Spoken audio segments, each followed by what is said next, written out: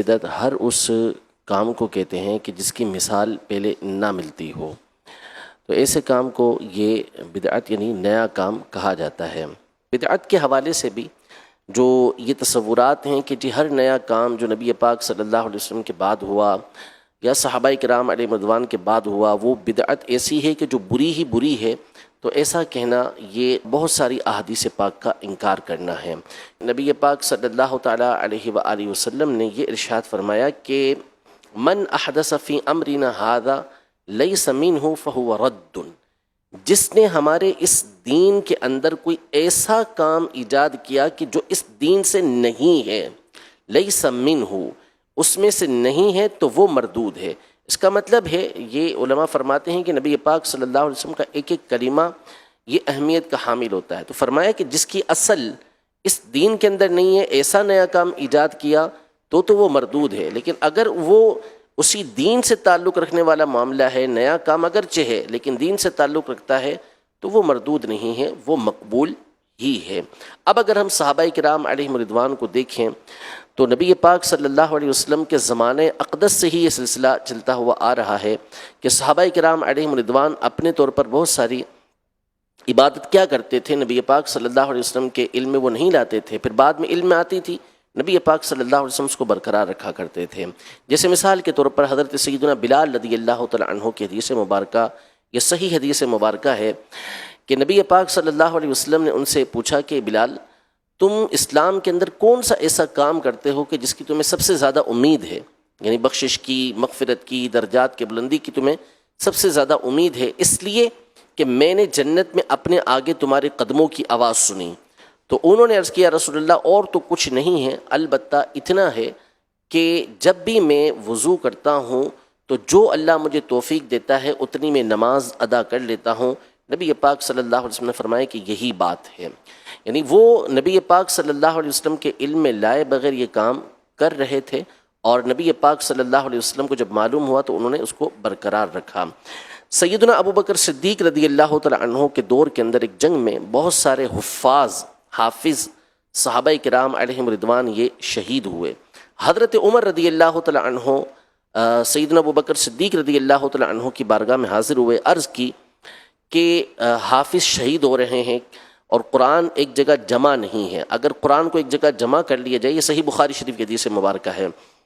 ایک جگہ جمع کر لیا جائے، تو سیدنا ابو بکر صدیق رضی اللہ تعالیٰ عنہ نے کہا کہ یہ ایک ایسا کام ہے کہ جو نبی پاک صلی اللہ تعالیٰ علیہ وسلم نے نہیں کیا، تو میں یہ کام کیسے کروں؟ تو سیدنا عمر رضی اللہ تعالیٰ عنہ کے الفاظ یہ تھے کہ واللہ ھذا خیر،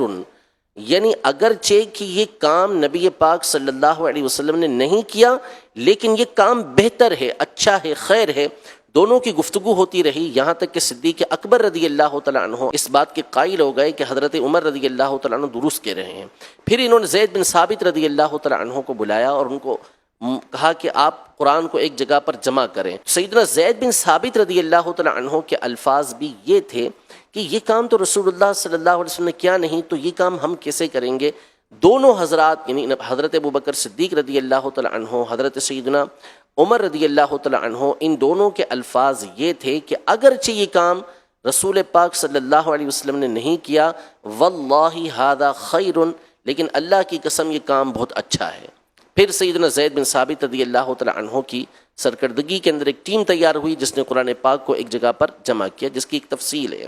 اب یہ دیکھیں کہ یہاں پر وہ کام جو نبی پاک صلی اللہ علیہ وسلم نے نہیں کیا، وہ صحابہ کرام علیہم رضوان میں سے ابو بکر صدیق رضی اللہ تعالیٰ عنہ اور عمر رضی اللہ تعالیٰ عنہ کر رہے ہیں۔ نبی پاک صلی اللہ علیہ وسلم کے زمانے میں جمعہ کی صرف ایک اذان ہوتی تھی، حضرت ابو بکر رضی اللہ تعالیٰ عنہ کے زمانے میں جمعہ کی ایک اذان ہوتی تھی،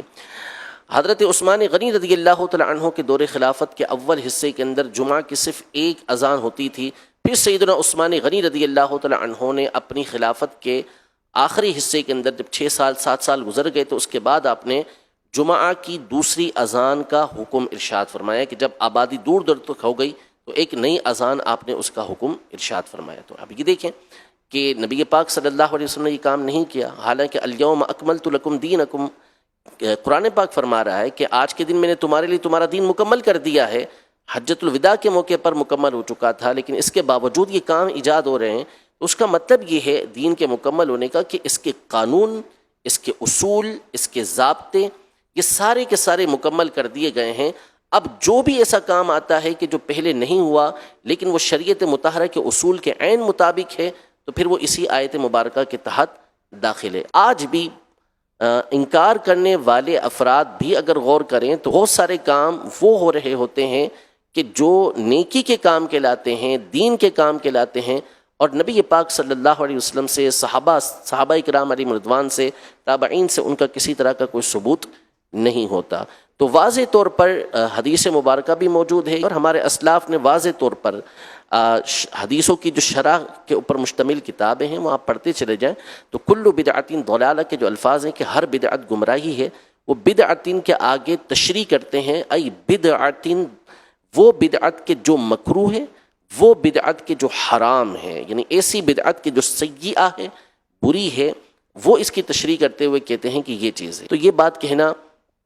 کہ جو کام نبی پاک صلی اللہ علیہ وسلم کے زمانے اقدس میں نہ ہوا ہو تو وہ کرنے کی اجازت نہیں، یہ خود نبی پاک صلی اللہ تعالیٰ علیہ وسلم کی تعلیمات کے اور اسلاف کی تعلیمات کے خلاف ہے۔